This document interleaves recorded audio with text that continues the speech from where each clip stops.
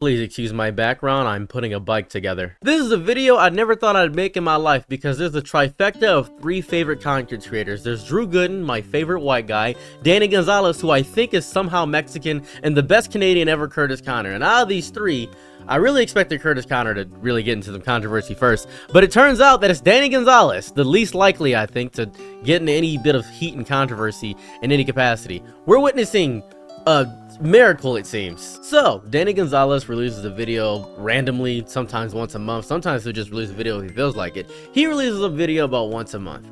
So all that other time, I'm imagining that he's probably maybe scrolling through TikTok or taking care of his child because he's a dad now, or, you know, spending time with his wife. He's somebody that's not chronically online, always on Twitter, things of that variety. So he, in a video, for like a frame on the side smidgen, had this. Do you notice anything wrong here? In the corner over there, the Starbucks cup. Like in the very braid corner, there's a Starbucks cup.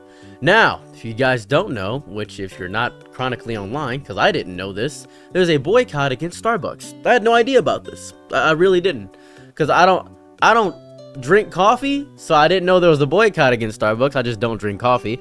And I didn't know there was a boycott against McDonald's either. I don't eat McDonald's because it makes me feel like garbage. I didn't know there was a boycott against the two. I had no clue. I didn't know what was going on. So imagine my surprise when everybody is like talking about this in his comments, like, hey, you have a Starbucks cup in this. Now you're probably gonna say nobody's talking about this in the comments. That's not true.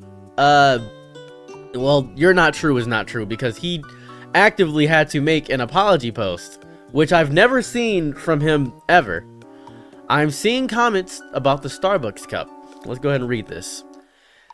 In my new video, and I just want to apologize for my ignorance on the boycott. As someone who thinks the ethnic cleansing happening in Palestine is horrible, I should definitely do better to stay informed. And truth be told, during this time in my life, I have been spending as little time on social media and news outlets as possible. So there is a lot I don't see. That's fair. This is a lot I don't see. That is so fair, right? A lot I don't see. When I want to point out a side note here. When people were telling me that they're blocking celebrities, I don't even follow a single celebrity on any social media. I don't. I follow YouTubers. I think that's it. I don't follow celebrities because they don't reply to me. And I think I'm blocked by Ariana Grande. I don't follow people. Realistically, I don't. Not on Twitter or anything of that variety. I'm not the following guy. I don't give celebrities the benefit of the doubt, because I don't think celebrities are people. I think they're genuine forces of nature that need to not be worshipped, and they're not people to me. They've reached an icon status where they could make my entire lifetime living 10 times over by doing a cameo in a movie. I don't respect them. I don't. So imagine my surprise when I discovered the celebrity blackout, apparently, where they're like, Kim Kardashian lost 4 million followers. She's still a millionaire. Like, she's still a millionaire. She still has a show. She's still a millionaire. That's a whole thing. That's an entire thing. That's a real thing. So let's continue with the statement. I totally understand that seeing it starts looking like I'm picking a side on this seeing a side of this corporation that has been standing in the way of people standing up for Palestine. I would do better in the future, gang. I'm sorry. That is... Did he mean Greg? Future gang? I don't know. Danny's a gangster? Gangster Danny? That caught me off guard. There are a lot of places you can go to learn and support the people of Palestine right now. With special shout out to the creators for Palestine Rumble creators I'm friends with. This, I'm happy he did this. This is good. However, if you notice, comments are turned off. Now earlier they were turned on. I didn't get to capture anything, but it probably got really hectic. You can actually see, if you go here, that comments were turned on. He apologized for the Starbucks cup. So let's see some public discourse about what's going on here. Let's just scroll down and get a little bit down and dirty. Didn't even know this happened. I think it's super often how I explain everything. Good. I wasn't thinking anything negative. Super cool. You know what I'm saying? That anyone was saying something about a couple videos completely beyond me. Very chaotic to me. He has zero reason to apologize. It's very strange. Like, he has a child. And this is the most important one, bro. People are dying. Why does anyone care about Starbucks? Starbucks is actually sending money and genocide. Plenty of other companies are too. It's sad, really. Now, I want to point this out. People are still going to buy Starbucks.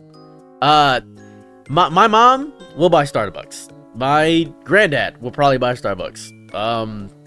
Our middle-aged mom that doesn't use Twitter will probably buy Starbucks. Because they don't know about the boycott. Like, nobody... Nobody in the real world is really knowing about the boycott outside of the chronically online people that are like on Twitter or TikTok. I didn't know about it until literally today. Like today, I don't watch TikTok. I'm on TikTok. I don't watch TikTok though. I just post content there. I didn't know that it was going on. Nobody told me. I didn't know that was going on. I'm on Twitter arguing with people on anime. I'm not on the Starbucks or McDonald's. I didn't know. Had no clue. I don't drink coffee and I don't eat McDonald's, so I naturally was out of it. I didn't even know I was supporting them out of nowhere. It's nuts. And a lot of people are like, this is nuts. This is nuts.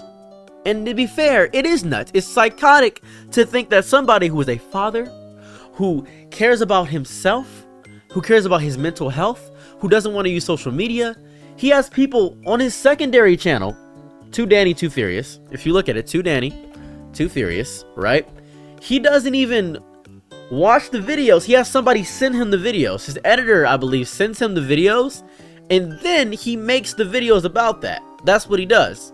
He makes the videos on that subject. He specifically states, I don't really watch the videos. He sends me a Google Drive link and I watch the videos, so that's what I do. And that is very good because social media, for the most part, on a large scale, can damage your mental health, especially if you're a dad and you're trying to deal with your lover. It's a lot of things that can go on. I'm trying to make my entire career off social media, so that's terrifying. Seeing Danny have to defend himself about this is so strange. Because Danny is just a fun guy that makes fun content. I'm pretty sure he's not picking on the side of genocide in any capacity. I'm 100% positive he's not.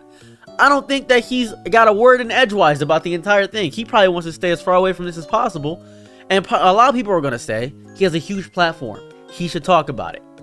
However, it doesn't fit with his content at all. He has a huge platform. Yes, 6 million subscribers on one channel, 2 million on the other. That brother has a massive following. It is huge how big of a following he has. But what is his content? His content is talking about Jason Nash after David Dobrik or stuff like that. He's talking about horrible devices. I'm Zombies 2. He's talking about that. He's reviewing Disney movies. He's talking about Pedro Pascal's terrible ad. On his main channel, he does once a month and he does his ad reads. He does his fine stuff. He's probably not online as chaotic as everyone else. He's probably maybe watching some YouTube stuff. He may not even watch anything political because I can't even tell you who my elected official is right now in office. I don't watch anything political unless something cool happens. I don't. I didn't know about Trump being elected until 3 weeks later after he got elected because I didn't care. I genuinely didn't. I was like, oh, he got elected? Cool. The guy from Home Alone? All right, fine. And they're like, you didn't vote? And I was like, no. I was like, you're the problem. I am the problem because I don't want to keep up politics because it depresses me. Every time I try to get involved, I realize that my voice is completely small and impartial. It makes me feel more worthless each time. The more I learn about issues around the world, the more I learn about what's going on in the Congo right now, the more I learn about what's going on in every facet, it makes me depressed. Every time I learn about politics or the world, it's a contest to make me sadder. That's all it is. And it's damaging to my mental to learn about so much depressing and sad news. It genuinely makes me upset. So when I see someone like Danny who accidentally went to Starbucks, not even knowing, it makes sense to me because he's at the epoch. He's got 6 million subscribers. He talks to his fans. He's cool people. He's chill. He's genuinely chill.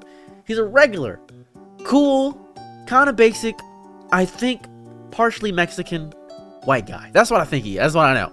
I love him. Not as much as Drew Gooden, but I love him, genuinely.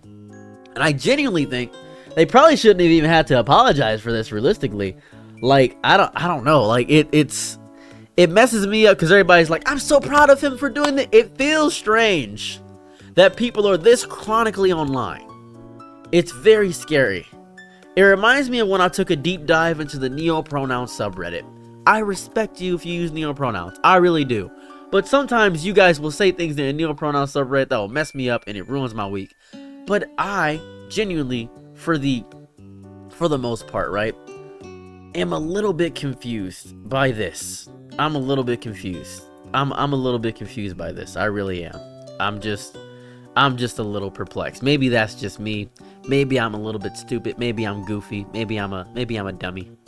But with that being said, I think Danny Gonzalez has done more than enough work to prove that he is in support of the right side against genocide. I don't think he even would have considered supporting the other side. If you thought he would, you probably don't know his character, and you probably just have this weird parasocial idea, because I think it's an echo chamber of people that want to have their ideas pushed back to them. They want to know if their favorite people follow their ideas, so they can have this echo chamber of their ideas being pushed back out to you. Sometimes people are going to disagree, and I say this as a genuine person. Sometimes people are going to disagree.